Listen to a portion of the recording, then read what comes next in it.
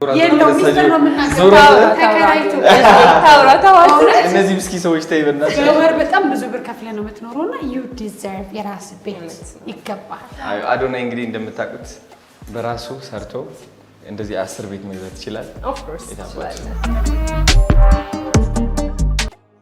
አዶናይ በወር 250 ሺህ ብር ለቤት ክራይ እከፍላለሁ እያለ ነው። ቪዲዮውን ተከታተሉት። እኔ ለቤት ክራይ ስንት ነው የምከፍለው? ስንት ነው የምትከፍለው? 250 ሺህ እከፍላለሁ በወር ለቤት ክራይ። በእውነት 250 ሺህ ብር? እሱን አጠራቅመህ ከዛ ደግሞ በቃ እንደዚህ እንትን ከፍዬ ከዛ በየወር ባለጋው ይሻላል። እንዴት አላሰብከውም ግን እሱ እንደዛ ይሻላል? አሁን ላደርግ ነው እንደዛ። የችኮላ ነው የገባው። በነገራችን ላይ በወር 250 ሺህ ብር የሚከራዩ ሰዎች እኔ ማውቃቸው ሰዎች አሉ። በወር 400 ሺህ ብር 500 ሺህ ብር ለቤት ክራይ የሚከፍሉ ሰዎች አሉ። ያ ማለት ግን የሚሰሩት እነዚህ ሰዎች ኢትዮጵያ ውስጥ ሆነው ውጭ ሀገር በዶላር ሜክ የሚያደርጉ ሰዎች ብዙ ሰዎች አሉ። ከዛ በተጨማሪ በወር ውስጥ 2 ሚሊዮን 3 ሚሊዮን ብር ብዙ ሜክ የሚያደርጉ ሰዎች 250 ሺህ ብር በጣም ትንሽ ብር ነው። ልጁ እንደተናገረው በ250 ሺህ ብር በ2 ዓመት ሴቭ ቢያደርግ 6 ሚሊዮን ብር ነው የሚሆነው።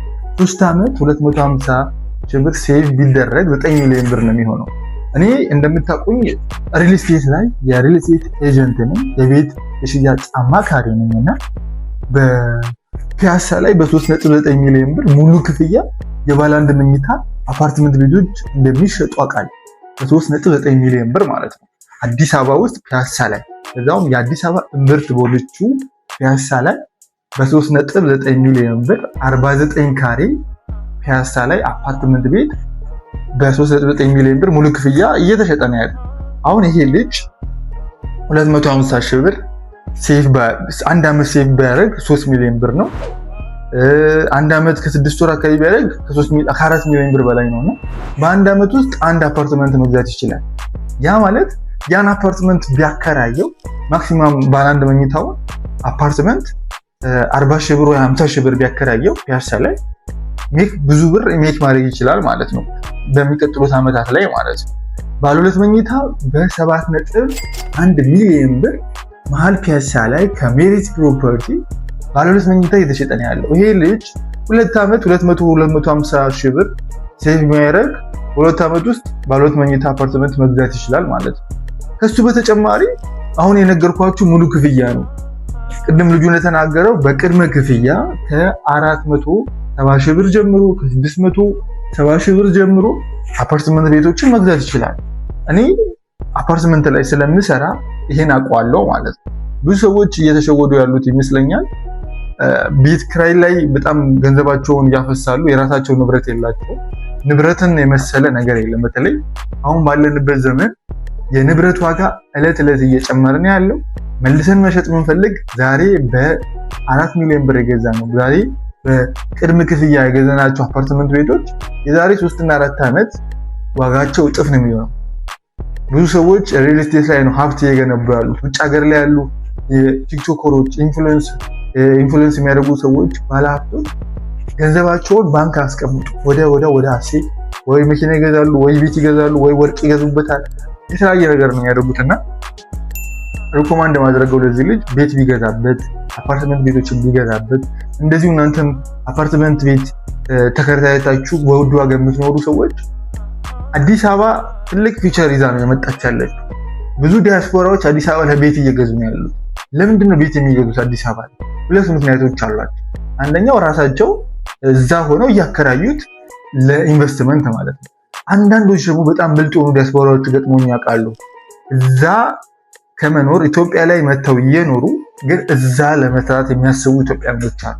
ያ ማለት ኢትዮጵያ ውስጥ እየኖራችሁ ዶላር ሜክ ማድረግ የምትችሉ ከሆነ በጣም እድለኞች ናችሁ። በጣም ነገራችሁ እያማረ የሚመጣ ሰዎች ናቸው የምትሆኑት። ኢትዮጵያ ውስጥ አዲስ አበባ ላይ እየኖራችሁ ዶላር ሜክ ማድረግ የምትችሉ ከሆነ ምክንያቱም ዶላር እየሰራችሁ ያላችሁ ግን እዚህ ዕቃ የምትገዙት በኢትዮጵያ ብር ነው። ኢማጂን ሀብታችሁ በቃ ሴፍ ነው የሚሆነው።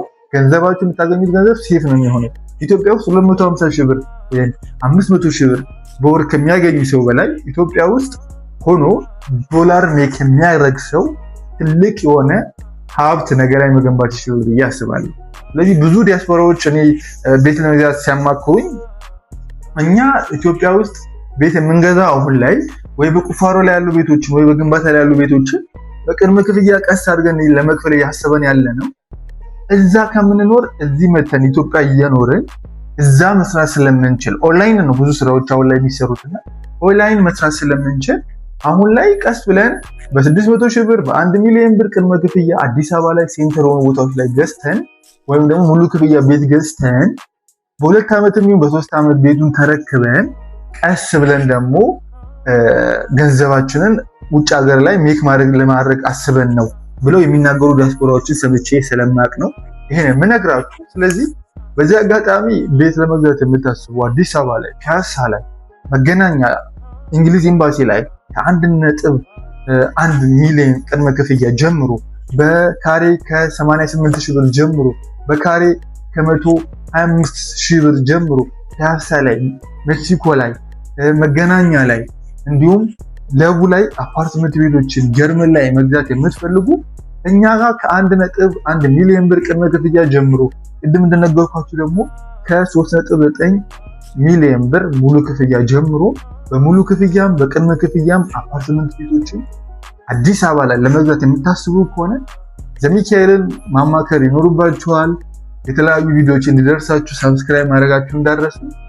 ውድ ሀገሬ ልጆች ቤት ለመግዛት የሚፈልጉ ሰዎች ካሉ ከኛ ጋር አብራችሁ መስራት ትችላላችሁ። ዘመድ እህት ወንድሞቻችሁ ውጭ ሀገር የሚኖሩ ቤት ለመግዛት የሚያስቡ ሰዎች ካሉ ከኛ ጋር አብራችሁ እየሰራችሁ እናንተም ቤት ለዘመዶቻችሁ ማግኘት ትችላላችሁ። አብሬያችሁ የነበርኩት ዘሚካኤል ብሻን ነበርኩኝ። በቀጣይ ቪዲዮ እስከምንገናኝ ቸርን ሰንብት። ሰብስክራይብ ላይክ ማድረጋችሁ እንዳትረሱ። ታች ባሉ ቁጥሮች ደውሉልን። ወዳችኋለሁ። መልካም ጊዜ ይሁንላችሁ።